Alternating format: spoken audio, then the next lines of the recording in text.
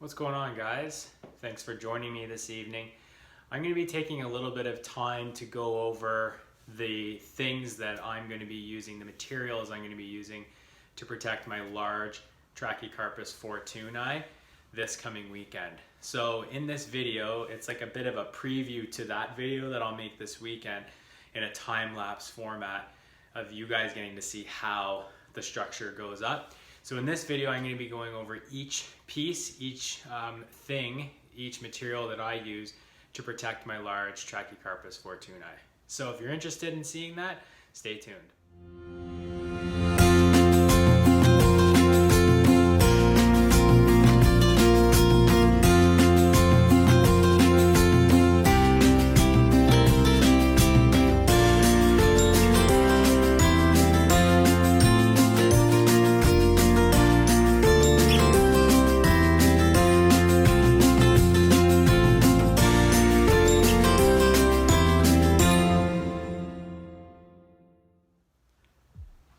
So generally it takes me about an hour and a half or so to protect my large Trachycarpus fortunei, and I'm lucky that I always get a little bit of help in doing so, because it would be kind of challenging to do it myself.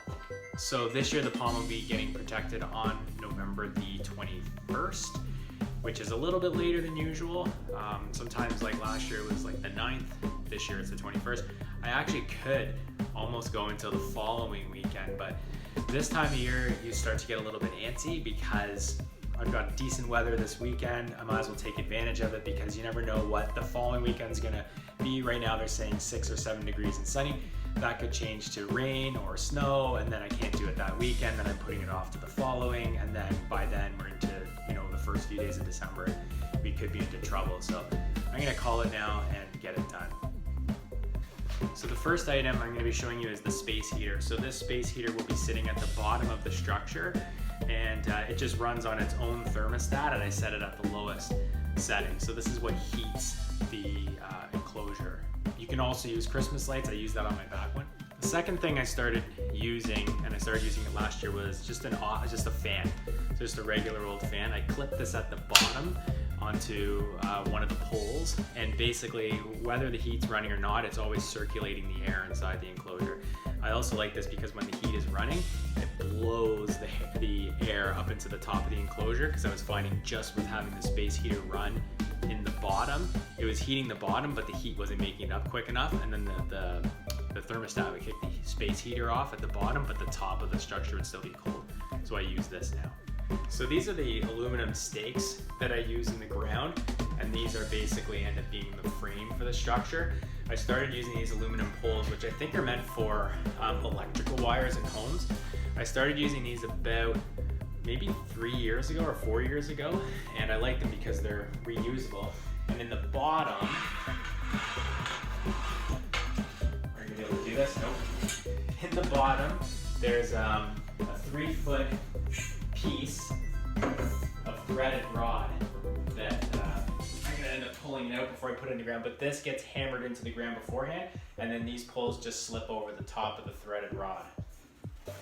So this is what I use for the top of the structure. So all the aluminum rods you just saw, they'll just all fit up inside of the cardboard rose cone. And as you can see, I cut a hole in the side of the rose cone, and this is always sort of left open. So even when it's covered, this section is left open, so I can peek inside and make sure during the winter time that everything is looking okay. But this also acts as the vent, so mold doesn't form inside the enclosure.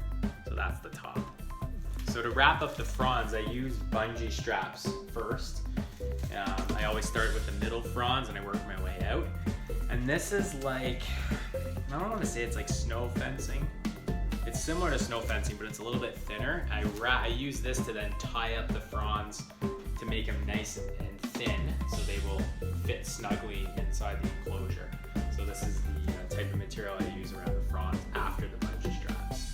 Once the pond is all in sort of ready to go and be wrapped, I use just a standard white tarp.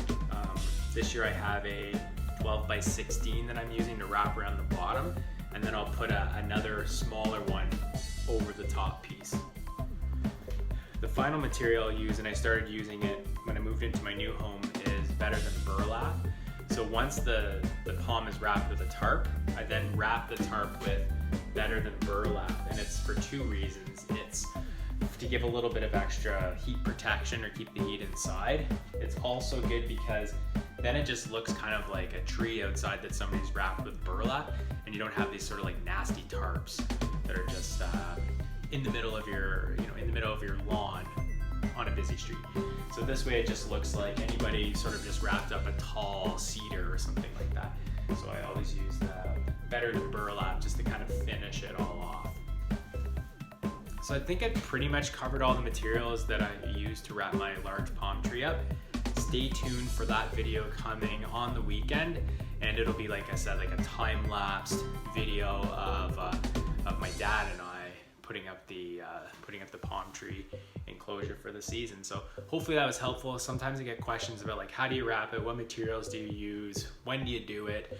And that's basically it. I guess one of the things I didn't mention is I always put a temperature sensor inside, just in the crown of the palm tree, and then I have the receiving piece inside, and I'm able to check on the temperature throughout the year, because for those 3 months or so that it's wrapped up, you're kind of always thinking about it, and like the first thing I do in the morning is like when I come downstairs and I check what's the temperature outside, and then I'm curious to know like what's the temperature in the palm huts, because it has happened on numerous occasions where like it shorts out, or maybe the space heater has moved inside or tipped over and it's not running. So I'm always kind of checking on it, and having that temperature sensor in there is key.